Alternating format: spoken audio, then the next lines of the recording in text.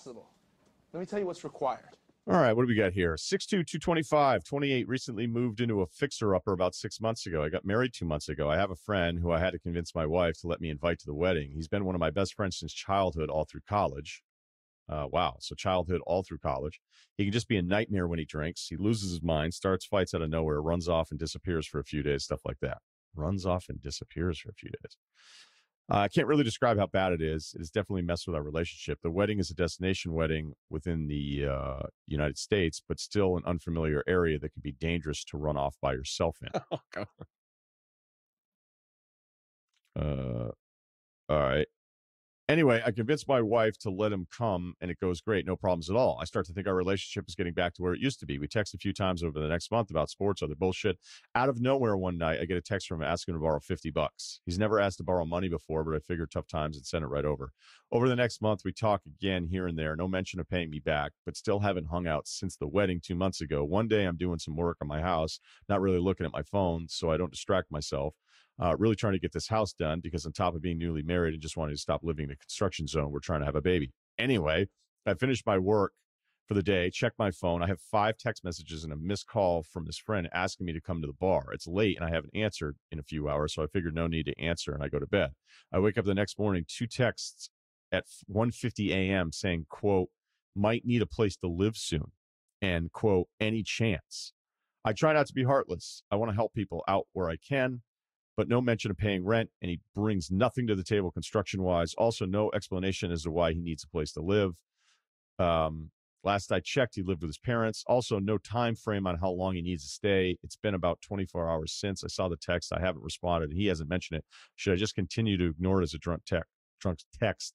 No clue what my next move is. I tell you what your next move is not fucking having this guy move in. That's the most simple part of it. If you were by yourself, and it's great that you have a big heart, I think that, that's a commendable thing. But it also, like, as you read this out loud, you're like, what the hell's wrong with you? Why would you even think about introducing this kind of deal to your life? It doesn't make any sense. Do you want your wife to hate you? Like, why would you go, like, whatever there's every relationship's going to have a lot of problems. This is adding one. Now, if we want to move back to your line on this and being a little bit more sensitive to the issue here, clearly your friend has some real issues. And I don't want to diagnose stuff necessarily over an email here, but with my own experience with certain friends, guys you grow up with, guys you become close with, the guys that go in and out, the getting hammered and disappearing for days move, like there's something going on there. All right. And I'll leave it at that. That this is a pattern of stuff where it reminds me of like a couple people where I would say that their day to day is very tough for them. So I think you're totally clear. I know this sort of is a shitty thing to say, but like when somebody has a pattern of this kind of behavior and then they send you crazy texts all the time, ignoring them sometimes is the right move. Now, somebody'd say, hey, that's ridiculous. If you care about this person, you need to reach out. You need to make sure that you can all right, but there's a line of how much you can like be mentally supportive here. There's a line of how much you would exhaust yourself knowing that you still have your own stuff that you want to do in your own life. So if you want to feel better about it, you can pull them aside and do the thing that almost none of us do, and certainly men don't do very well, where you go, hey, what the fuck is going on with you? All right. Like, I've known you your whole life. We know the whole deal. So when you send me this kind of stuff, like, is there something that can be done other than moving in with me? Now, if it were just you and clearly you care about this guy, then maybe you could help him get back up on his feet. That $50, I don't think this email is about the $50, but I think in this case, it doesn't make any sense for you to be inviting this in to not only your life, but your living situation and whatever family that you're trying to put together here. So you could reach out about it and try to get there. I don't know that you're equipped for it. I don't think I'm equipped for it, certainly in this case, but there's some patterns of stuff here that are alarming, but also kind of your own answer to your email that this isn't really a tough debate here. Yeah, I was going to say the only thing was, unless he's like a superstar GC who also just can't handle his life. Like unless he's like could give you the best deck in basement or whatever you're doing. So you're saying if you were good, good at framing or something, and still great. had all the rest of the stuff, something great. And it's just like what's that Jamie Foxx movie? The guy was on the street, but he was awesome at cello or something. Like if it was like that, The maybe- Recruit, I don't remember. I don't think it never looked like I was going to see it, but Ray. No, definitely not that. Definitely not that. He was a violin guy. Doesn't matter. I think unless there's something that he could really bring to the table, which he kind of just said in passing, like, yeah, and he's like no construction help. So yeah, this is a no. And honestly, I think it's fine to say no. I don't think you probably feel better about yourself if you said no rather than ignored him. So I don't know. I think Kyle's right. Like, see if he can, if there's some demo work that needs to be done, like give him some things to do. But would it be ridiculous to kind of reach out to his family and just be like, hey, like just kind of notice some things, like what's going on? Just like at least try to figure out the source of the problem to maybe see if you could find a solution in the future other than, just saying no or ignoring him. I mean, at least do a little bit of something. It doesn't mean that you have to take him in and have him live in your place for a couple months. It just do a little investigating, talk to some other people who that know him, and just say, what the hell, can we figure out what the hell is going on so we can help this guy? I mean, I think you could do a little bit that doesn't include, basically having this guy be your roommate for a while. Yeah, I think that's all fair. It is nice that you care this much. I'm not trying to sound cold here. I have a friend, that sort of in and out of the picture every few years, and I hear from him, I don't know, every couple of years, and the phone calls are like, they're tough. I had him saying he could tell by my breathing that my shoulder was dislocated on the phone. And he was like, are you working out? I was like, yeah. He's like, what's going on? He's like, I could tell by your breathing, the pace of it, and I was like, okay, man. I was like, good talking to you, Great catching up. There comes a time in your life where you just go, I don't have time for this. You don't have time for it. Yeah. Yeah.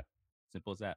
I don't think you need to apologize to anyone for like having a life and being busy, but I also think that there are a few little things you could do to just see what the deal is. And if you can help, you can help. If you can't, then, I think your conscience is clear. And some guys respect no. Like, so, some guys don't respect if you're like, oh, let me see, I got to figure it out. And then they sort of are latching onto that little window that you're giving them, the maybe because you really don't have the stones to say no, or you haven't said no because you haven't gotten back to them. Like, some guys respect no. Like, yeah, they might be like, oh, dude, you suck. But then you move on. It's once you get wishy-washy about it and like, don't really put your foot down, that maybe they'll kind of weasel their way into trying, even though it's never going to happen. It could just make it way worse if you don't actually address it.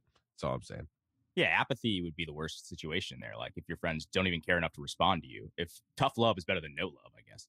Exactly, that's what I mean. Yeah, I know that, doing these emails, these life advice emails, in a way you kind of want to cover every angle. Because I know that there's probably a portion of the audience listening going, well, wait a minute. Clearly there's this, and this with this guy, and somebody needs to do this and be proactive about it. And how will you feel about, like, I'm already processing all of that stuff. I'm looking at it as simply as how would you act if you just got married and you're trying to have a kid and you get a guy that's pretty unpredictable asking you to move in. All of you would say no. It's not you, me, and Dupree. Like, he's not awesome. Like, I get it. Was Dupree awesome? I thought he was. It's not a shock. He was like skateboarding with the kids in the neighborhood.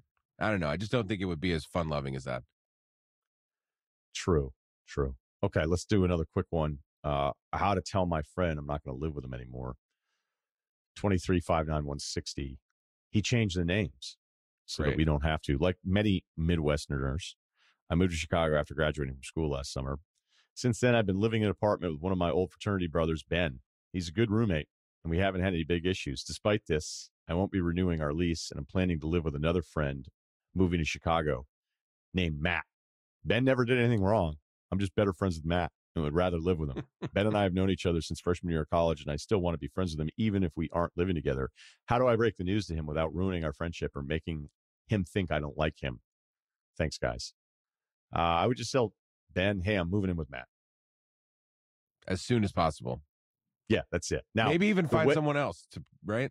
That kind of takes the edge off. You're like, I think this guy will take my spot. Yeah, I don't know about that part of it.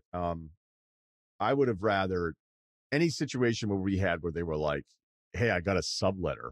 And I'm like, who's I would rather lose the apartment and start over again. I don't need Todd moving his futon in and being like, hey, I have a better futon than what you have.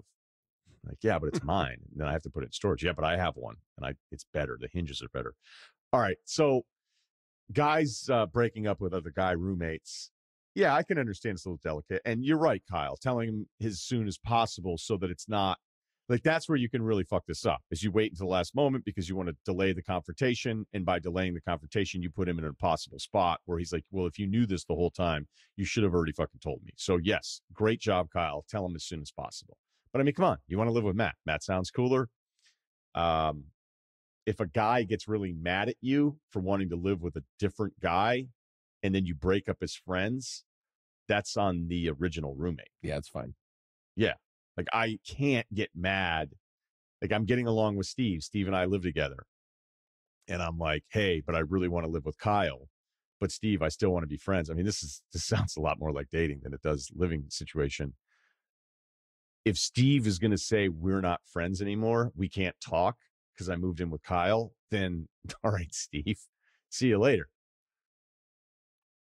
I don't think guys should get mad about this, though. I mean, yeah, I was going to say, I don't even think you have to come up with any other reasons. Oh, it's closer to work, whatever. I don't even think you need to do any of that. I just think it's be like, how do you want to do this? Do you want me to try to find someone? We could talk to the landlord or whatever. Because moving does suck. Even though you're moving in with your new buddy or whatever, it's still going to suck for you even. So for now that this guy has to, who's probably been counting on staying another year. Because honestly, even in this place that, I don't love, but I would be counting on staying another year than having to pack up all my shit and pay some guys to help me move my stuff and whatever. So, I mean, it sucks for no matter why you have to move, but I just think it'd be better for him, your friend that, you're trying to maybe remain friends with. It'd be better if he could take his best shot at moving rather than like finding out when you decide that, there's only 2-3 more weeks that we'll even have to worry about this. Cause then I can move in with Brandon or wherever the fuck he is. Yeah. There's really no magic. I don't know where Brandon lives. Yeah. There's really no magic phrase or whatever that you could say that's going to make it better on the guy who you're leaving. Like either he's going to accept it or he's not going to accept it. And you've already made your choice as to which friend you're more interested in hanging out with. So, as Kyle said, just tell him early, be honest. And, hopefully you guys can still hang out and have fun. But if not, like you made your choice. So it is what it is. So we wouldn't lie here? No, I don't think I would. Well, what lie and say what? Like this guy's helped me with rent or something? Or what are you saying? Because the lie would give you a much better chance of preserving the friendship with the original roommate, right?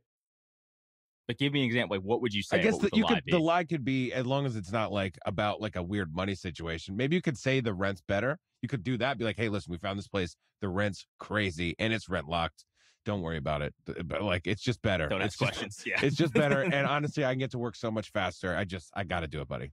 Maybe if you just do that and leave no room for... Yeah, but all that stuff like is pretty easily Googleable. And he could probably tell whether or not it's closer to your work situation or not. Maybe. So it has to be true. The money. Be like, this dude, it's unbelievable the money we got this thing for. Be like, I'm gonna shovel the driveways and I'm gonna get like $800 off rent in the winter. So, I got to do it. Personal, I got to do it. I just got to bring the trash out and it's gonna be like unbelievable savings. You wouldn't believe it. All right, we'll hammer life advice a little harder a little bit later this week, but we're just packed with awesome stuff. Thursday's show is going to be incredible too. So good stuff all around. And by the way, for Thursday, I've got a bunch of GMs and front office people. I'm hoping to get up to, I don't know, maybe 8 or 9 teams to chime in on how they see the top of the NBA draft. But obviously some teams are a little less likely to share that stuff if they're going to end up with one of those picks. So that's the holdup because I was going to do it today, but we're going to do it Thursday instead. So just trying to get more people in on that. Thanks to Kyle and Steve. Please subscribe to the Ryen Russillo podcast. We're on your Spotify.